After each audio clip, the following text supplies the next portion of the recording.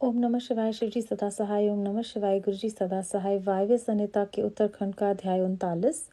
ध्यान और उसकी महिमा, योग धर्म तथा शिव योगी का महत्व, शिव भक्त या शिव के लिए प्राण देने अथवा शिव क्षेत्र में मरण से तत्काल मोक्ष लाभ का कथन। उपमन्यु कहते हैं, श्री कृष्ण श्री कंठनाथ का स्मरण करने वाले लोगों के संपूर्ण मनोरथों की सिद्धि तत्काल हो जाती है। ऐसा जानकर कुछ योगी उनका ध्यान अवश्य करते हैं।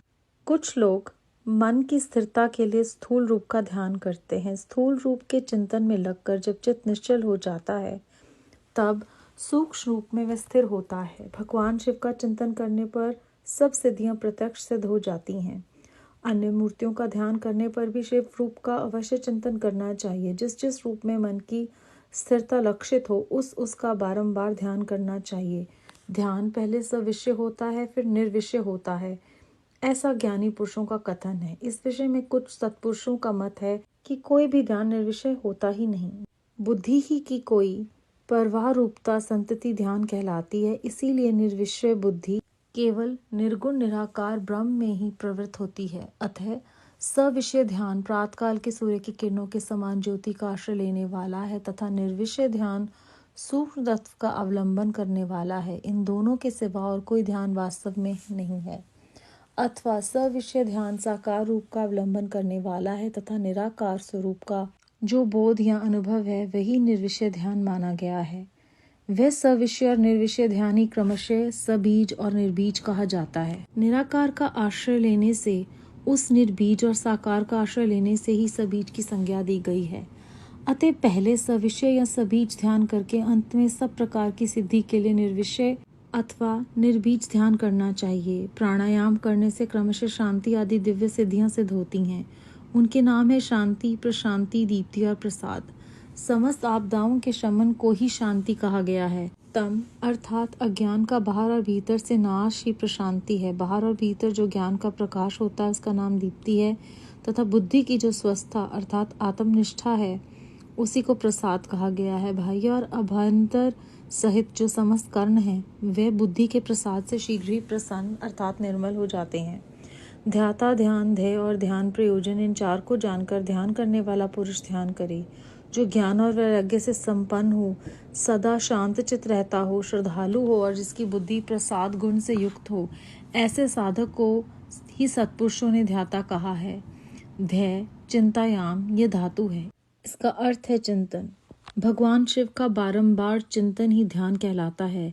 जैसे थोड़ा सा भी योगाभ्यास पाप का नाश कर देता है, उसी तरह क्षण मात्र भी ध्यान करने वाले पुरुष के सारे पाप नष्ट हो जाते हैं। श्रद्धा पूर्वक विक्षेप रहित चित्त से परमेश्वर का जो चिंतन है उसी का नाम ध्यान है। बुद्धि के प्रवाह रूप ध्यान का जो आलंबन या आश्रय है उसी को साधु पुरुष ध्येय कहते हैं। स्वयं सांभ्य शिव ही वह ध्येय है। मोक्ष, सुख का पूर्ण अनुभव और अणिमा आदि ऐश्वर्य की उपलब्धि ये पूर्ण शिव ध्यान के साक्षात प्रयोजन कहे गए हैं। ध्यान से सौख्य और मोक्ष दोनों की ही प्राप्ति होती है। इसीलिए मनुष्य को सब कुछ छोड़कर ध्यान में लग जाना चाहिए। बिना ध्यान के ज्ञान नहीं होता है और जिसने योग का साधन नहीं किया है उसका ध्यान नहीं सिद्ध होता है। जिससे ध्यान और ज्ञान दोनों प्राप्त हैं उसने भव सागर को पार कर लिया। समस्त उपाधियों से रहित निर्मल ज्ञान और एकाग्रता पूर्वक ध्यान ये योगाभ्यास से युक्त योगी को ही सिद्ध होते हैं। जिनके सारे पाप नष्ट हो गए हैं उन्हीं की बुद्धि ज्ञान और ध्यान में लगती है। जिनकी बुद्धि पाप से दूषित है उनके लिए ज्ञान और ध्यान की बात भी अत्यंत दुर्लभ है। जैसे प्रज्वलित हुई आग सूखी और गीली लकड़ियों को भी जला देती है, उसी प्रकार ध्यान अग्नि शुभ और अशुभ कर्म को भी क्षण भर में दग्ध कर देती है। जैसे बहुत छोटा दीपक भी महान अंधकार का नाश कर देता है, इसी तरह थोड़ा सा योग अभ्यास भी महान पाप का विनाश कर डालता है। श्रद्धा पूर्वक क्षण भर भी परमेश्वर का ध्यान करने वाले पुरुष को जो महान श्रेय प्राप्त होता है उसका कहीं अंत नहीं है। ध्यान के समान कोई तीर्थ नहीं है, ध्यान के समान कोई तप नहीं है और ध्यान के समान कोई यज्ञ नहीं है। इसीलिए ध्यान अवश्य करें। अपने आत्मा एवं परमात्मा का बोध प्राप्त करने के कारण योगी जन केवल जल से भरे हुए तीर्थों और पत्थर एवं मिट्टी की बनी हुई देव मूर्तियों का आश्रय नहीं लेते।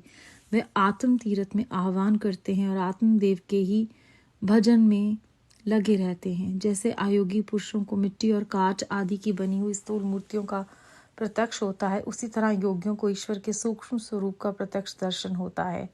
जैसे राजा को अपने अंतपुर में विचरने वाले स्वजन एवं परिजन प्रिय होते हैं और बाहर के लोग उतने प्रिय नहीं होते, उसी प्रकार भगवान शंकर को अंतकरण में ध्यान लगाने वाले भक्त ही अधिक प्रिय हैं। बाह्य उपचारों का आश्रय लेने वाले कर्मकांडी नहीं। जैसे लोक में यह देखा गया है कि बाहरी लोग राजा के भवन में राजकीय पुरुषोचित फल का उपभोग नहीं कर पाते, केवल अंतपुर के लोग ही उस फल के भागी होते हैं, उसी प्रकार यहाँ बाह्य कर्मी पुरुष उस फल को नहीं पाते जो ध्यान योगियों को सुलभ होता है। ज्ञान योग की साधना के लिए उदित हुआ पुरुष यदि बीच में ही मर जाए तो भी वह योग के लिए उद्योग करने मात्र से रुद्रलोक में जाएगा। वहां दिव्य सुख का उपभोग करके वह फिर योगियों के कुल में जन्म लेगा और पुनः ज्ञान योग को पाकर संसार सागर को लांघ जाएगा। योग का जिज्ञासु पुरुष भी जिस गति को पाता है उसे यज्ञकर्ता संपूर्ण महायज्ञों का अनुष्ठान करके भी नहीं पाता। करोड़ों वेद वेता द्विजों की पूजा करने से जो फल मिलता है वह एक शिव योगी को भिक्षा देने मात्र से प्राप्त हो जाता है। यज्ञ, अग्निहोत्र, दान, तीर्थ सेवन और होम, इन सभी पुण्य कर्मों के अनुष्ठान से जो फल मिलता है वह सारा फल शिव योगियों को अन्न देने मात्र से प्राप्त हो जाता है। जो मूढ़ मानव शिव योगियों की निंदा करते हैं वे श्रोताओं सहित नरक में पड़ते हैं और प्रलय काल तक वहीं रहते हैं। श्रोता के होने पर ही कोई शिव योगियों की निंदा का वक्ता हो सकता है, इसीलिए महापुरुषों के मत में उस निंदा को सुनने वाला भी महान पापी और दंडनीय है। जो लोग सदा भक्तिभाव से शिव योगियों की सेवा करते हैं वे महान भोग पाते और अंत में शिव योग की भी उपलब्धि कर लेते हैं। इसीलिए भोगार्थी मनुष्यों को चाहिए कि वे रहने को स्थान, खान पान, शैया तथा ओढ़ने बिछाने की सामग्री आदि देकर सदा शिव योगियों का सत्कार करें। योग धर्म का सार अत्यंत प्रबल है, अतः पाप रूपी मदगरों से उसका भेदन नहीं हो सकता। योग धर्म और पाप मदगर में उतना ही अंतर समझना चाहिए जितना वज्र और तंदुल में। अतः योगी जन पापों और ताप समूहों से उसी तरह लिप्त नहीं होते जैसे कमल का पत्ता पानी से। शिव योग परायण मुनि जिस देश में नित्य निवास करता है वह देश भी पवित्र हो जाता है, फिर उसकी पवित्रता के विषय में तो कहना ही क्या। अतः चतुर एवं विद्वान पुरुष सब कृत्यों को छोड़कर संपूर्ण दुखों से छुटकारा पाने के लिए शिव योग का अभ्यास करे। जिसका योगफल सिद्ध हो गया है वह योगी यथेष्ट भोगों को भोग कर समस्त लोगों की हित कामना से संसार में विचरे अथवा अपने स्थान पर ही रहे। विषय सुख को अत्यंत तुच्छ समझकर छोड़ दे और वैराग्य योग से स्वेच्छा पूर्वक कर्मों का परित्याग कर दे। जो मनुष्य बहुत से आरिष्ट देखकर अपनी मृत्यु को निकट जान ले उसे योगानुष्ठान में संलग्न हो शिव क्षेत्र का आश्रय लेना चाहिए। वे मनुष्य यदि धीरचित होकर वहीं निवास करता रहे तो रोग आदि के बिना भी स्वयं ही प्राणों का परित्याग कर सकता है।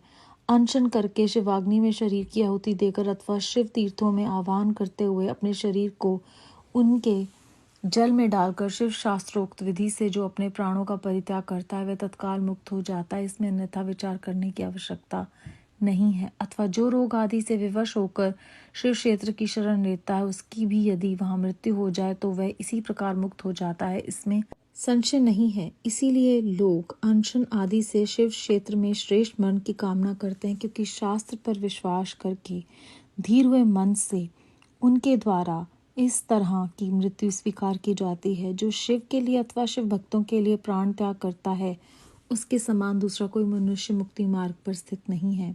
इस कारण इस संसार मंडल से उसकी शीघ्र मुक्ति हो जाती है।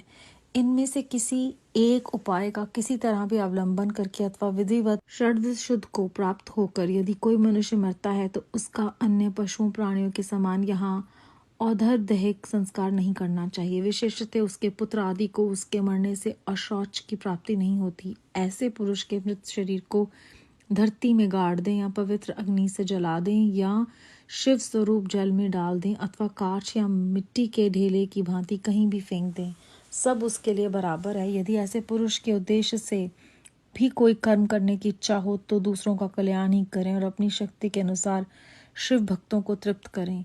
उसके धन को शिव भक्त ही ग्रहण करें। यदि उसकी संतति शिव भक्त हो तो वह भी ग्रहण कर सकती है।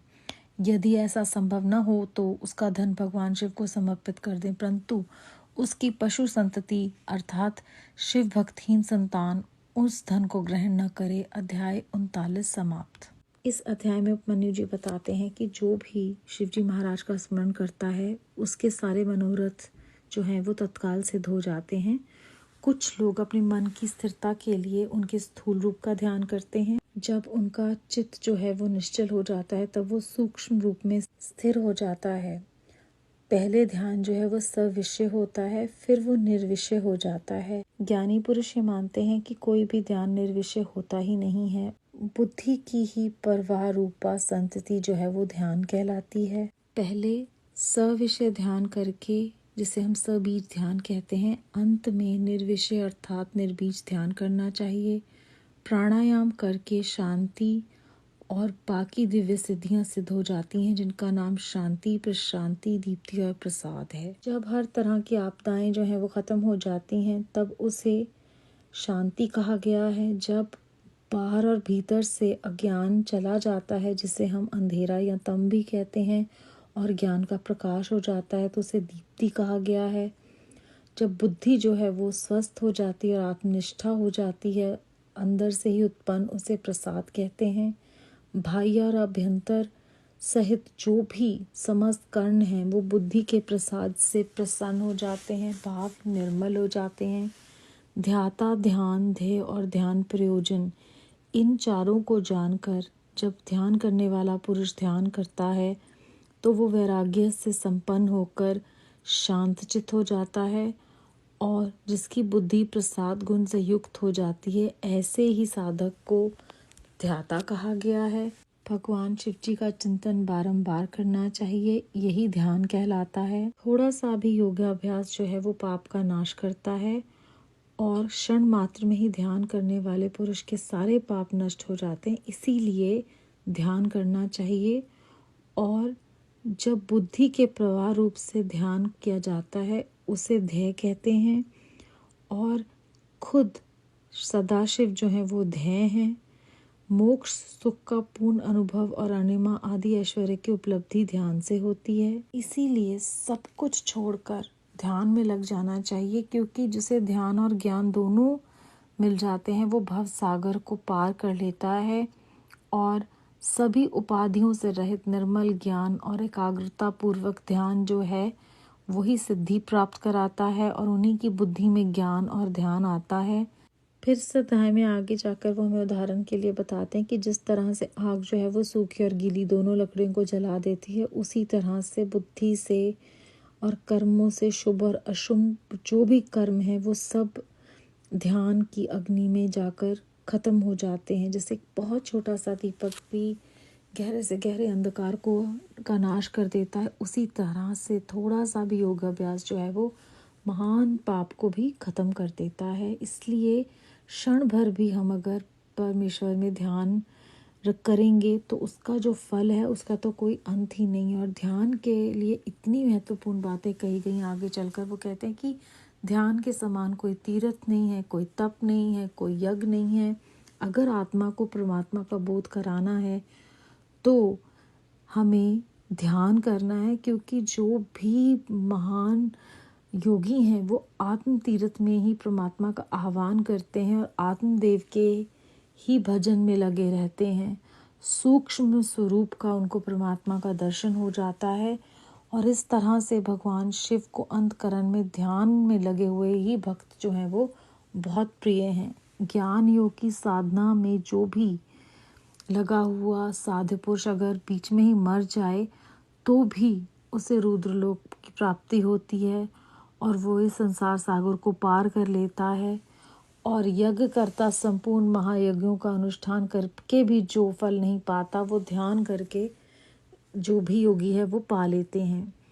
और कहते हैं कि एक शिव योगी को भिक्षा देने मात्र से ही ये फल जो है वो प्राप्त हो जाते हैं। इसीलिए हर तरह से शिव भक्तों की जो है वो सेवा करनी चाहिए, और उनकी निंदा नहीं करनी चाहिए। जो निंदा करते हैं और श्रोता हैं दोनों ही जो है वो पाप के भागीदार होते हैं। इसलिए शिव योग का अभ्यास करना चाहिए। मुक्ति मार्ग का ये ही एकमात्र तरीका है, और धीर चित होकर हमें वहीं निवास करते रहना चाहिए। और इस तरह से अगर कोई भी शिव क्षेत्र में अपने प्राणों का त्याग करता है या वो तत्काल मुक्त हो जाता है, अगर कोई रोगी भी है वो भी विवश होकर वहां शरण लेता है, तो उसकी भी उसी प्रकार से मुक्ति होती है। दूसरों का कल्याण करने की इच्छा रखनी चाहिए, शिव भक्तों को तृप्त रखना चाहिए। अगर कोई भी योगी पुरुष ऐसे स्थान पर अपने प्राण त्यागता है तो उसके धन को शिव भक्त को ही देना चाहिए। अगर उसकी संतान भी पशु संतति की अर्थात शिव भक्तिहीन है तो वो धन ग्रहण नहीं कर सकती। ये हमें यहाँ पर हमारे मार्गदर्शन के लिए बताया गया है। भाव ये है कि सिर्फ ध्यान में लगे रहें, केवल ध्यान ही है जो हमें इस भवसागर से पार लेकर जाएगा और उसके समान कुछ भी नहीं है। ना कोई तीर्थ है, ना तप है, ना यज्ञ है। तो आत्म तीर्थ में ही हम आह्वान करें उस परमात्मा का और आत्म देव के ही भजन में लगे रहें। ये वो योगी जन हमें प्रेरणा देते हैं इस अध्याय में। बेअंत शुक्राना गुरु जी महाराज। ओम नमः शिवाय। शिव जी सदा सहाय। ओम नमः शिवाय। गुरु जी सदा सहाय।